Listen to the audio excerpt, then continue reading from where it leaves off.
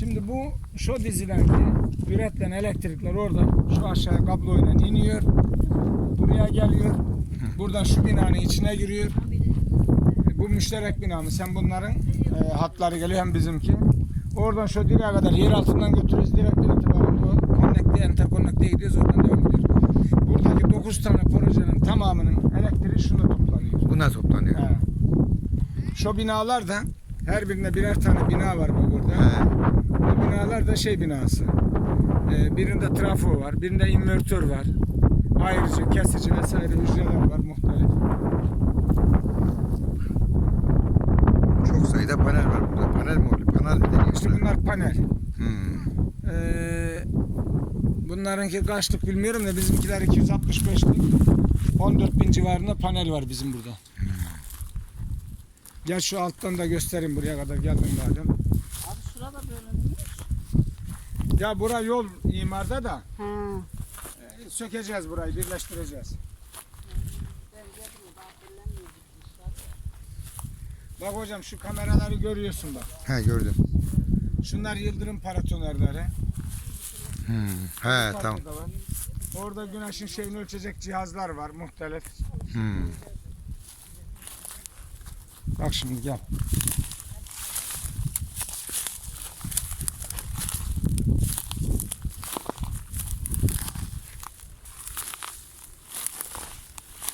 Biraz sık yürüp vurmuş otlar. Buranın yağmura, doluya, rüzgara, her şeye karşı sigortası var. Hatta güneş eksik olursa onun bile sigortası var.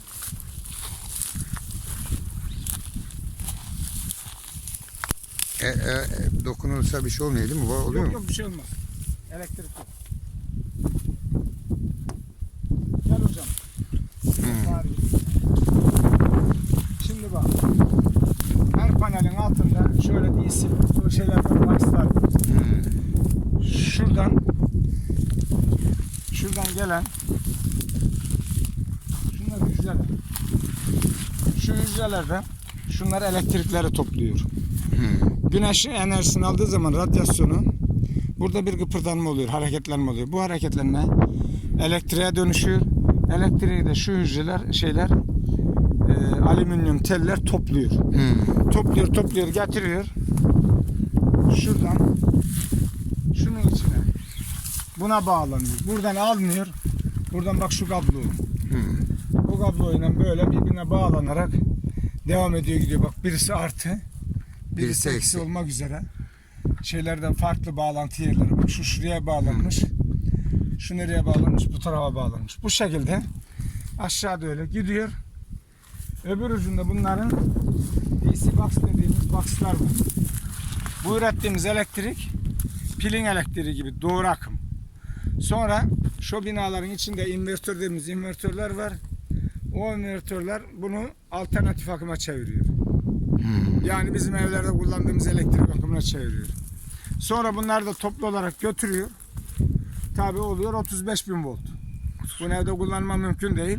İşte trafolarla bu 220 volta düşürülerek evlerde öyle kullanılıyor.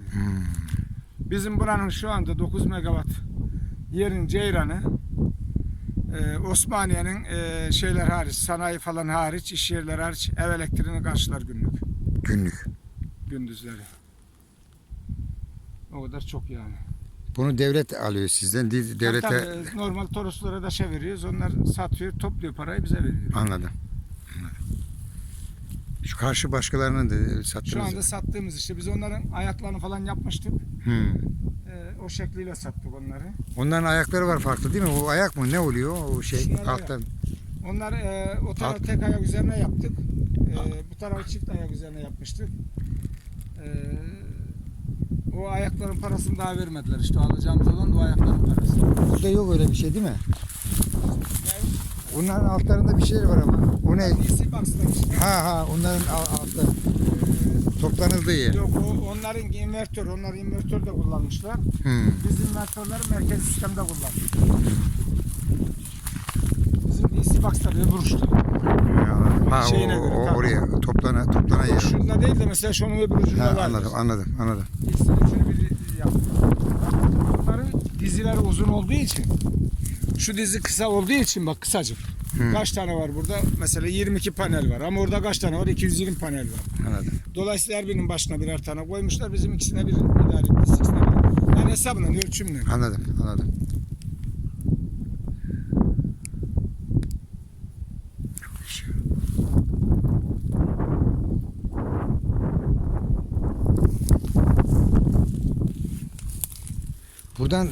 Bundan başka sizin bir başka yerlerde de var değil mi Turan abi? Bizim toplam benim geliştirdiğim, baktığım 9 burada var. 5 düz içinde var. 4 Adana'da var. 5 Isparta'da var. 8 tane Diyarbakır'da var. Kaç oluyor? 31. 31 tane.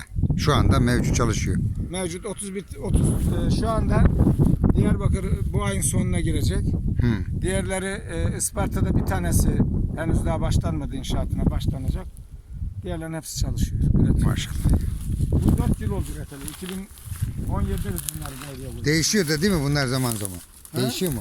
Eskiyor mu bunlar böyle? Yok. Eskimiyor mu? Bozulmuyor. 30 yıl garantisi var. 30 yıl. Bir şey olmaz bunlar hocam. Cam değil bu o zaman. Şu üstü cam. Cam üstü. Kırılmaz cam. He. Onun altında şu şey var. Fakat toz fazla olmuş. Abi 4 aydır yağmur düştü. Şu karşı tarafta nar bahçesi diyorsunuz. Şu karşı.